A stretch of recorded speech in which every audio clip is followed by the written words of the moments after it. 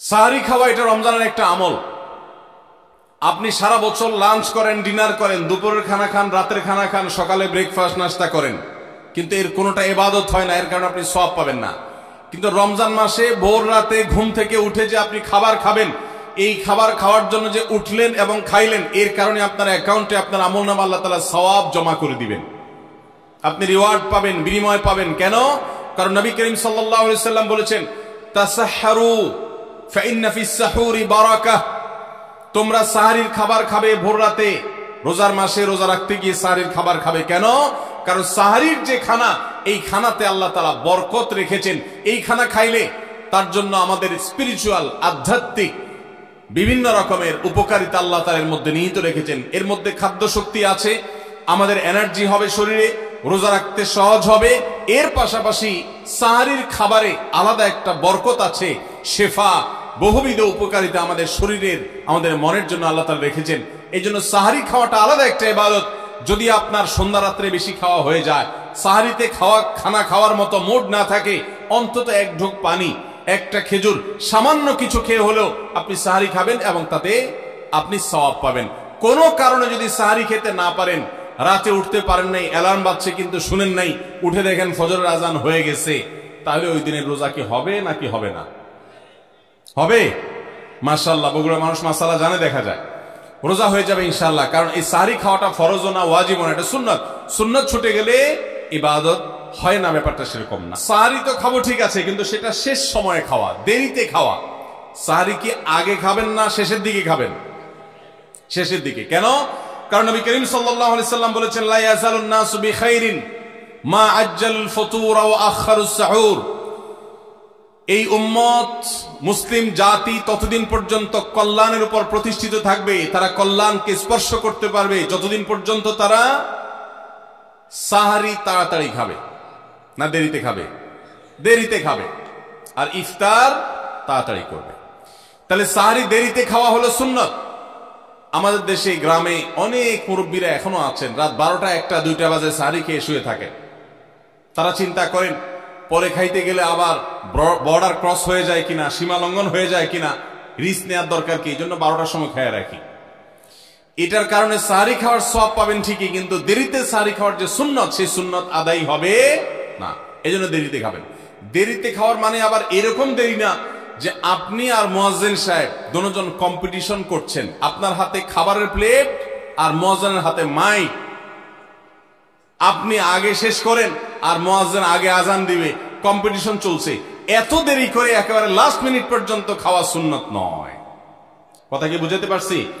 কয়েক মিনিটের গ্যাপ রেখে তারপরে খাবার শেষ করবেন। কারণ নবী করিম সাল্লাল্লাহু আলাইহি সাল্লাম সাহারি খেয়ে শেষ করে ফজর নামাজ শুরু করতেন, এর মধ্যে 50টা আয়াত পড়ার মতো গ্যাপ রাখতেন, অর্থাৎ প্রায় 10 মিনিটের মতো একটা গ্যাপ থাকতো। এই জন্য আমরা একটা গ্যাপ রেখে তারপর সাহারি শেষ করব। অর্থাৎ ফজরের আজান যদি হয় উদাহরণস্বরূপ 5টা 25-এ বা 30-এ, তাহলে আমরা 2-4 মিনিট আগে সাহারি খেয়ে শেষ করবো ইনশাআল্লাহ। তাহলে সাহারি দেরি করে খাওয়া, শেষের দিকে খাওয়াটা সুন্নত। আল্লাহ আমাদেরকে আমল করার তৌফিক দান করুন। রমজান মাসে সাহারির নামে একটা নতুন নাটক শুরু হয়েছে এদেশে, সেটার নাম হলো সাহারি পার্টি। আপনারা শুনেছেন? বিশেষ করে শহরের ছেলেফেলেরা, ইউ পোলাপান, তারা আজকাল ভোর রাতে বন্ধু বান্ধব সহ রেস্টুরেন্টে গিয়া সাহারি পার্টির আড্ডা বাইর করছে। শয়তানি এবং ফাইজলামির আর কোনো জায়গা নাই, সাহারির জন্য পার্টি বাইর করছে, তাও আবার ছেলে মেয়ে একসাথে মিলেমিশে। ভাইরা আমার, সাহারি খাওয়া ইবাদত, এবং সাহারির এই সময়টা দোয়া কবুলের সময়, তাহাজ্জুদের সময়। আল্লাহ তাআলা দুনিয়ার আকাশ থেকে ডেকে ডেকে বান্দাকে ক্ষমা করেন। এই সময়টাতে আড্ডাবাজি করা, এটা হতভাগা ছাড়া আর কারোর কোনো কাজ হতে পারে না। তাহলে রমজান মাসের রোজা রাখা এটা শুধু ফরজ না, মৌলিক ফরজ। নবী করিম সাল্লাল্লাহু আলাইহি সাল্লাম বলেছেন, যদি কেউ জীবনে একটি রোজাও শরিয়া গ্রাহ্য ওযর ছাড়া কেউ যদি ভঙ্গ করে, রোজা না রাখে, রমজানের পরে যদি সে সারা জীবনও রোজা রাখে, দায় মুক্ত হয়তো হয়ে যাবে, সে কাজা আদায় করেছে, কাফারা আদায় করেছে, দায় মুক্ত হয়তো হয়ে যাবে। কিন্তু রমজানের একটা রোজা রেখে আল্লাহর কাছে যে পরিমাণ মর্যাদার অধিকারী হওয়ার কথা, সারা জীবন রোজা রেখেও রমজানের ওই একটা রোজার ক্ষতিপূরণ করা সম্ভব নয়। এই জন্য সবাই রমজান মাসে ফরজ রোজা রাখবো তো ইনশাআল্লাহ। সকল প্রাপ্তবয়স্ক সুস্থ ইমানদারের জন্য রমজানের রোজা রাখা ফরজ। ভাইরা আমার, পৃথিবীতে আজ অনেক বিজ্ঞানী রোজা বা ফাস্টিং এর উপরে গবেষণা করে অনেক বড় বড় পদক, অনেক বড় বড় পুরস্কার জিতেছে। এখন ডাক্তাররাও আমাদেরকে বলে যে একটা সময় আমরা যেন ফাস্টিং করি, একটা সময় আমরা যেন না খেয়ে থাকি, এটা আমাদের স্বাস্থ্যের জন্য ভালো। নবী সাল্লাল্লাহু আলাইহি সাল্লাম সেই ১৫০০ বছর আগে আল্লাহর দেয়া বিধান আমাদেরকে জানিয়েছেন। রমজানে পুরো মাস রোজা, শাবানে মুহররমে বেশি বেশি নফল রোজা, সোমবার বৃহস্পতিবার সাপ্তাহিক রোজা, চাঁদের ১৩, ১৪, ১৫ আইয়ামে বীজের মাসিক রোজা। নিয়মিতভাবে এই রোজায় সিয়ামগুলো যদি পালন করি আমরা, তাহলে আল্লাহর সন্তুষ্টি এবং জান্নাত লাভ যেমন হবে, ঠিক একই ভাবে আমরা দুনিয়াতে সুস্থ সবল থাকতে পারবো। আমাদের শরীরে অতিরিক্ত যে চর্বি তৈরি হয়, বিশেষ করে আজকের বিশ্ব বাস্তবতায়, এই চর্বিগুলোকে বার্ন করার জন্য রোজার কোনো বিকল্প নাই। যদিও চর্বি বার্নের উদ্দেশ্যে রোজা রাখলে সে রোজা রোজা নয়। আমাদের উদ্দেশ্য আল্লাহর সন্তুষ্টি অর্জন, পাশাপাশি পার্থিব উপকারিতা এমনি পেয়ে যাব। আল্লাহ আমাদের সবাইকে রমজান রোজা রাখার তৌফিক দান করুন। ভাইরা আমার, নবী করিম সাল্লাল্লাহু আলাইহি ওয়াসাল্লাম তিনি বলেছেন, যে ব্যক্তি রমজানে ঈমান এবং ইখলাসের সাথে আল্লাহকে খুশি করবার জন্য রমজান রোজা রাখবে, আল্লাহ তার পূর্বের সমস্ত গুনাহ মাফ করে দিবেন। অনেক যুবক আছেন গ্যাস্ট্রিকের অজুহাতে, অনেকে আছেন প্লাস্টিকের অজুহাতে রোজা রাখেন না। কারো গ্যাস্ট্রিক, কারো প্লাস্টিক। সামান্য একটু রোজা রাখতে যে যুবক পারে না, সে নিজেকে মুসলিম দাবি করে কোন মুখে? মাত্র ১২-১৪ ঘন্টা যে না খেয়ে থাকার মতো চ্যালেঞ্জ নিতে পারে না, সে আবার কিসের মুসলমান দাবি করে নিজেকে? এই জন্য ভাইরা সবাই রোজা রাখবো তো ইনশাআল্লাহ। বাসা বাড়িতে বাচ্চাদেরকে কৈশোর বয়স থেকে তাদেরকে রোজা রাখতে শেখাবেন। সাহাবায়ে কেরাম আশুরার রোজা পর্যন্ত বাচ্চাদেরকে রাখাতেন এবং তাদেরকে খেলনা দিয়ে ভোলাতেন, রোজা রাখতে তাদের সাহায্য করতেন। আজ এমন এক প্রজন্ম আমরা গড়ে তুলছি, যেই প্রজন্ম শুধু ভোগ শিখেছে, ত্যাগ শিখে নাই। বাচ্চা কাচ্চাদেরকে দেখবেন মা বাপ বড় বড় মোবাইল, স্মার্টফোন তাদের হাতে তুলে দিচ্ছেন। তারা মুখ দিয়ে কোনো কথা বললেই সেটা নেওয়ার জন্য, কেনার জন্য বাপ মা অস্থির ব্যাকুল হয়ে যাচ্ছেন।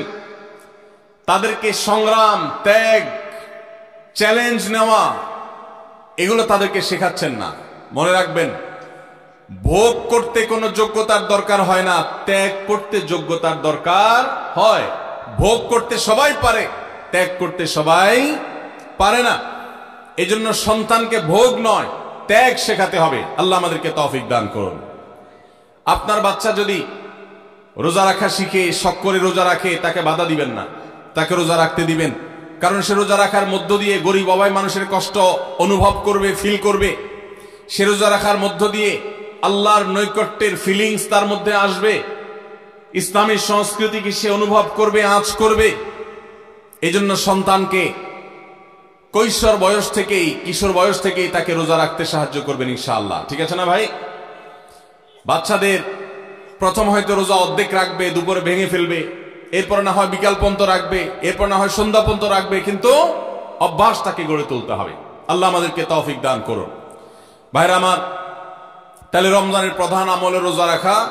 এই রোজা ইচ্ছাকৃত শরিয়া গ্রাহ্য ওজর ছাড়া ভাঙা জায়েজ নাই, হারাম। যদি কেউ ভাঙে অথবা না রাখে সে ফাসিক। অতএব এই রোজার চর্চা আমাদের করতে হবে। আল্লাহ আমাদের সবাইকে তৌফিক দান করুন। রাতে কি আদায় করা ভাই? তারাবির নামাজ আদায় করা কি ফরজ না নফল? ফরজ না সুন্নত? সুন্নত, সুন্নতে মুআক্কাদা। নবী করিম সাল্লাল্লাহু আলাইহি সাল্লাম বলেছেন, মান কামা রমাদান ঈমানান ওয়া ইহতিসাবা গুফিরা লাহু মা তাকাদ্দামা মিন যামবি। যে ব্যক্তি রমজান মাসে রাতে দাঁড়িয়ে তারাবির নামাজ পড়বে, তার পূর্বের সমস্ত গুনাহ খাতা মাফ করে দেওয়া হবে। এই জন্য তারাবির নামাজ পড়বো তো ইনশাআল্লাহ। তারাবির নামাজ 4G গতিতে হবে না 5G গতিতে? কি বলেন? 4G না 5G? ভাইরা আমার, সবকিছুতে গতি ভালো না, সবকিছুতে গতি ভালো না। নেটের গতি যত বেশি হয় তত ভালো, কিন্তু নামাজের গতি, ইবাদত, সিজদার গতি, তারাবির গতি যত কম হয়, যত ধীরে ধীরে হয়, যত শান্তশিষ্ট ভাবে হয়, তত আল্লাহর কাছে বেশি মর্যাদাবান হয়। অতএব মহল্লার হাফেজ সাহেবদেরকে তাড়াতাড়ি নামাজ শেষ করার জন্য দৌড়ের উপর রাখবেন। ক্রিকেট খেলা আছে হুজুর, আজকে একটু খেয়াল রাখেন, বলবেন। ভাইরা আমার, আমরা তারাবির নামাজের কথা যখন স্মৃতিতে কল্পনায় আমরা ভাবি, তখন আমাদের স্মৃতিতে নামাজের কথা যখন স্মৃতিতে কল্পনায় আমরা ভাবি, তখন আমাদের স্মৃতিতে তুফান মিল মার্কা একটা নামাজ ভেসে উঠে, ঠিক না বেঠিক? 5 ওয়াক্ত নামাজ এত তাড়াহুড়া করা হয় না তারাবি যত, অথচ তারাবি এটা তারবিহার এর বহু বচন আরবি শব্দ, যার অর্থ হলো আরামের সাথে, ধীরস্থিরতার সাথে, রেস্ট করে করে যে নামাজ আদায় করা হয় তার নাম তারাবি। নাম হলো আরামের সাথে করা, আর আমরা করি ব্যারামের সাথে তাড়াহুড়ো করে। এই জন্য এলাকা এলাকা তারাবি ধীরে ধীরে পড়ার জন্য উদ্যোগ নেবেন তো ইনশাআল্লাহ।